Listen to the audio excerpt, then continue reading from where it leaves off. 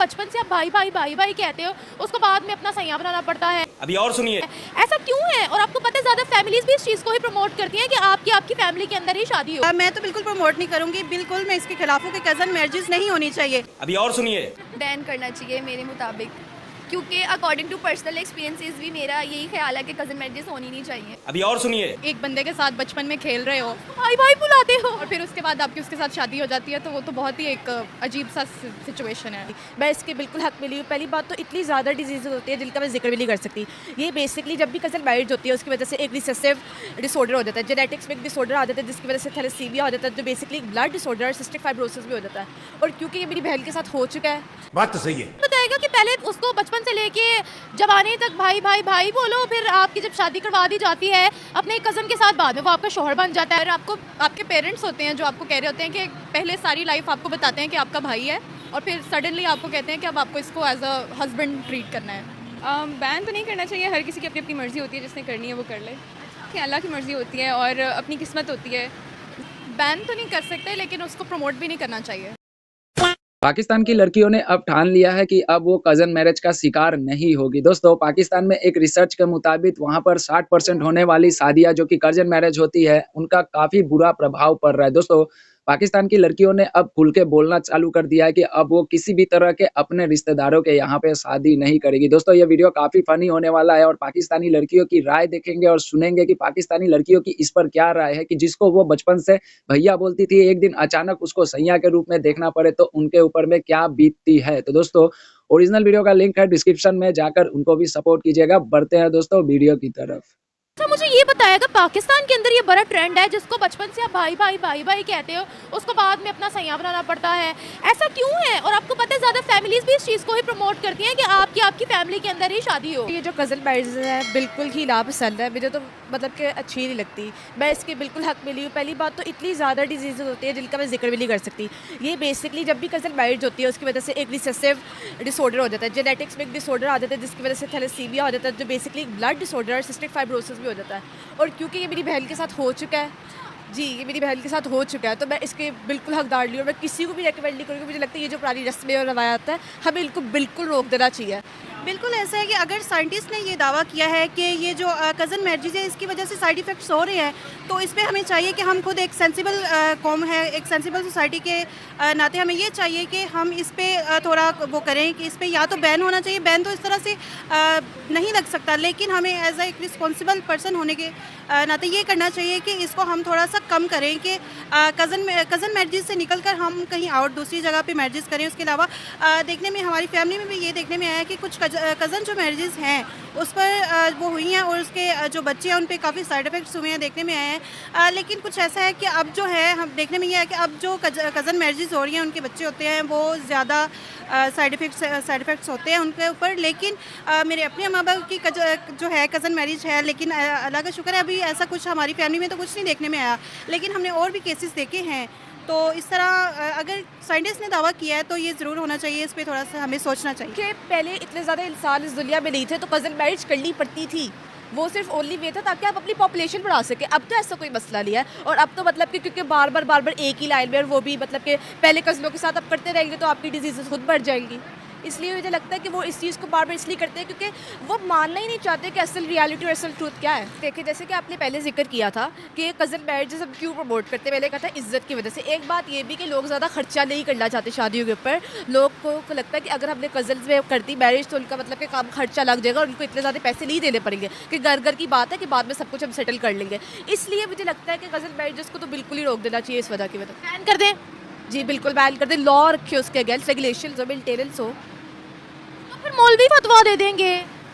उनको देने दें फतवा। जब तक हम लड़के एक साथ इकट्ठे होकर इस चीज़ के ऊपर लड़ते हैं तब तक हमें फतवा देते रहे। बैन करना चाहिए मेरे मुताबिक, क्योंकि अकॉर्डिंग टू पर्सनल एक्सपीरियंसेस भी मेरा यही ख्याल है कि कज़न मैरिजेस होनी नहीं चाहिए। कैसे पर्सनल एक्सपीरियंसेस? वो ऐसे होता है कि एक तो हमारे मतलब पाकिस्तानी सिस्टम ये है कि जब छोटे छोटे होते हैं तो वो कह देती हैं कि असी दी दिनाल कर दांगे, दी दिनाल कर दांगे। तो जब वो बड़े होने से पहले इतने ज़्यादा मसले पैदा हो जाते हैं जिसकी वजह से जो है ना वो फिर ये होता है कि बहन भाई भी एक दूसरे से दूर हो जाते हैं। मतलब कल को जो रिश्ते बनने होते हैं वो तो बात की बात है, लेकिन बहन भाइयों में भी बिगाड़ पैदा हो जाता है इस वजह से। बैन तो नहीं करना चाहिए, हर किसी की अपनी अपनी मर्ज़ी होती है, जिसने करनी है वो कर ले। जी। तो साइंस तो कह रही है कि इससे बड़ी बीमारियां जन्म लेती हैं, तो जो लोग नहीं करना चाहते वो ना करें। और जो लोग करना चाहते हैं वो औलाद को बीमारियों में मुब्तला कर दें। ये तो देखें अल्लाह की मर्ज़ी होती है और अपनी किस्मत होती है। ज़रूरी तो नहीं है कि मतलब बच्चे में कोई फॉल्ट हो। एक बात बताएं, अल्लाह की मर्जी तो होती है, लेकिन अल्लाह ने दिमाग क्यों दिया है? तो जिसने नहीं करनी वो ना करे, और जिसने करनी है तो वो अपनी अपनी लाइफ है दिमाग वो का कर ले। इस्तेमाल जी, ना अगर करने डिफेक्टिव के पैदा हो लिए तो वो फिर कह देगा अल्लाह की मर्जी है। तो उसका अपना डिसीजन होगा। अच्छा, वो बचपन से बेचारियां अपने कजन्स को भाई भाई बोलती हैं, शादी के बाद उनको शोहर शोहर करना पड़ता है। ये कैसा लग रहा है आपको? भैया बन गया सैया, मुझे तो कोई आइडिया नहीं है इस चीज़ का। कैसा लगता है आपको? किस सब आइडिया किस है, बारे में? नहीं बोलना चाह रही। भैया को सैया बनाना? मैंने तो किसी भैया को सैया नहीं बनाया। मैं ओवरऑल बात कर रही हूँ, आपकी बात थोड़ी कर रही हूँ। अजीब, ऑब्वियसली अजीब ही लगेगा। बैन तो नहीं कर सकते, लेकिन उसको प्रमोट भी नहीं करना चाहिए, क्योंकि ऑब्वियस सी बात है मेडिकली भी इश्यूज आते हैं, और उसके साथ साथ I think as an individual आपके घर में भी मसाइल आते हैं कज़न मैरिज के थ्रू। तो इस वजह से घर में क्या मसाइल आते हैं? मसाइल इस तरह से आते हैं कि आपके कज़न्स जो होते हैं उनके साथ आप पैदा होते हो, मतलब बड़े उनके साथ होते हो, आपको उनकी हर आदत वगैरह इन सब चीज़ों का पता होता है, एंड फॉर आई थिंक कि वो आपको एक पॉइंट पे आके फॉर ग्रांटेड लेने लग जाते हैं। अच्छा, भाई के साथ शादी वाला कॉन्सेप्ट कैसा है? वो कहते हैं पहले भैया फिर सैया। मुझे तो ये बिल्कुल भी पसंद नहीं है, क्योंकि अगेन मैंने वही बात की कि आप एक बंदे के साथ बचपन में खेल रहे हो भाई भाई बुलाते हो, और फिर उसके बाद आपकी उसके साथ शादी हो जाती है, तो वो तो बहुत ही एक अजीब सा सिचुएशन है। तो ये नैरेटिव कैसे चेंज हो जाता है पूरा का पूरा, कि पहले जिसको आप भाई कह रहे हो उसको आपको शोहर की नीयत से देखना पड़ता है? और आपको आपके पेरेंट्स होते हैं जो आपको कह रहे होते हैं कि पहले सारी लाइफ आपको बताते हैं कि आपका भाई है, और फिर सडनली आपको कहते हैं कि अब आपको इसको एज अ हस्बैंड ट्रीट करना है। और पाकिस्तान के अंदर ही ऐसा ज़्यादा क्यों है? आई थिंक सोसाइटी का भी है, ये क्योंकि एक कल्चरल नॉर्म है जो बहुत सालों से चल रहा है, तो अब इस स्टेरियोटिपिकल चीज़ को तोड़ना बहुत मुश्किल है, क्योंकि एक चीज़ जो जनरेशन से चल रही है उसको एकदम से ख़त्म नहीं किया जा सकता। हम साइंस को फॉलो क्यों नहीं करते हैं? हालांकि आपको पता है कि हमारे अपने डॉक्टर्स, हमारे अपने एक्सपर्ट्स कहते हैं कि ये हेल्दी नहीं है, इससे बच्चे अपाहिज और बच्चों में बहुत से जो है वो बीमारियां जन्म लेती हैं। फिर भी हम उस चीज़ को अनदेखा क्यों कर देते हैं? हम कहते हैं अल्लाह की मर्ज़ी है, भाई अल्लाह ताला ने दिमाग दिया है इतना बड़ा कि उसको इस्तेमाल करो, हम क्यों नहीं करते? लैक ऑफ अवेयरनेस है और एजुकेशन की कमी भी है, क्योंकि हमारे यहाँ पे लिटरेसी रेट बहुत कम है। एक सर्टन तबका आ जाता है जो इतना एजुकेटेड नहीं है, तो ऑब्वियसली उनको अभी इन चीज़ों के बारे में उस तरह से इन्फॉर्मेशन नहीं है जैसे बाहर की कंट्रीज़ में होती है, और बाहर की कंट्रीज़ में इसको एथिकली भी बहुत गलत चीज़ माना जाता है, जो कि यहाँ पे नहीं माना जाता। हम साइंस को मानते हैं, जिस तरह से मानना चाहिए उस तरह से नहीं। ऐसा क्यों है? मैंने जैसे बताया, लैक ऑफ अवेयरनेस है, और लोग साइंस को स्पिरिचुअलिटी के साथ कोरिलेट कर देते हैं कि हर चीज़ जो है वो आप स्पिरिचुअलिटी पे डाल दो, तो ऐसे नहीं होता। अल्लाह के काम है, अल्लाह ने किया है। आप स्पिरिचुअल होने के साथ साथ एजुकेटेड भी हो, अल्लाह ने आपको दिमाग भी दिया है, तो आप साइंस के किसी रीज़न से बनी, और साइंस भी अल्लाह ने ही बनाई है। अब मैं तो बिल्कुल प्रमोट नहीं करूँगी, बिल्कुल मैं इसके खिलाफ हूँ कि कज़न मैरिजेस नहीं होनी चाहिए। आपको पता है ये हमारी सोसाइटी है, हमारे पेरेंट्स का एक माइंड बना हुआ है कि हमने फैमिली में ही करने हैं, अपने कज़न्स जो हम देख चुके हैं, हमने बच्चों की अपनी शादी वहीं पे करनी है। तो ये थोड़ा सा अपने पेरेंट्स को हमें समझाना चाहिए, उनको बताना चाहिए कि ये इस तरह से है, इस पर जो काफ़ी साइड इफ़ेक्ट्स आगे आ रही, क्योंकि हमारी जो हमारा इन्वायरमेंट है और हमारी जो खुराकें हैं वो उस तरह की हैं कि हम उस चीज़ को फेस भी नहीं कर सकते, और आगे आके काफ़ी प्रॉब्लम्स भी हो सकती हैं। तो इसके ऊपर हमें ज़्यादा अपने पेरेंट्स को समझाना चाहिए कि भाइयों के साथ शादी ना करें। इसके नुकसानात बहुत से हमें देखने को मिलते हैं, क्योंकि जो पुराने ख्यालात के लोग हैं वो इस चीज़ को बहुत कहते हैं कि अपनों में ही करना चाहिए, अपनी बरादरी में करना चाहिए, जिसकी वजह से आजकल बहुत सी लोगों में बीमारियां पैदा हो रही हैं, जैसे अपाहज। हम लोग को इस तरह सुनने में मिलता है कि जो है ना, और इस तरह भी होता है कि वो ना डिजीज़ जो है ना वो हर किसी में आना शुरू हो जाता है, लाइक वो बच्चे अब नॉर्मल पैदा होने शुरू हो जाते हैं, या उनके वो गंजा पैदा होना शुरू हो जाता है, इस तरह के मसले पैदा हो जाते हैं। अच्छा, मुझे ये बताएगा कि पहले उसको बचपन से लेके जवानी तक भाई भाई भाई बोलो, फिर आपकी जब शादी करवा दी जाती है अपने कज़न के साथ, बाद में वो आपका शोहर बन जाता है, तो भाई को शोहर बनाना, ये पाकिस्तान में ही हाफ से ज़्यादा हमारी पॉपुलेशन कज़न मैरिजेस प्रमोट करती है, ये कितना अनएथिकल है? बिल्कुल ऐसा ही है, जिस तरह मैंने आपको बताया ना कि मतलब ये होनी नहीं चाहिए। यस, भाई को शोहर बनाना कबूल नहीं है, या फिर जो बीमारियाँ हो रही हैं वो कबूल नहीं है? भाई को भी शोहर बनाना मुझे नहीं पसंद। नहीं पसंद। आखिरी सवाल पूछती हूँ कि आपको क्या लगता है, क्या किसी फाइनल डिसीजन पे पहुँचना चाहिए, बैन करनी चाहिए, लोगों को अवेयरनेस देनी चाहिए, या फिर बीमार बच्चे ही पैदा करें? बैन तो नहीं कर सकते क्योंकि इस्लाम में इस चीज़ की इजाज़त है, और जिसने हर बात करनी है वो पे कर ले, इस्लाम जिसने नहीं करनी वो इस्लाम ऑब्वियसली नहीं करता।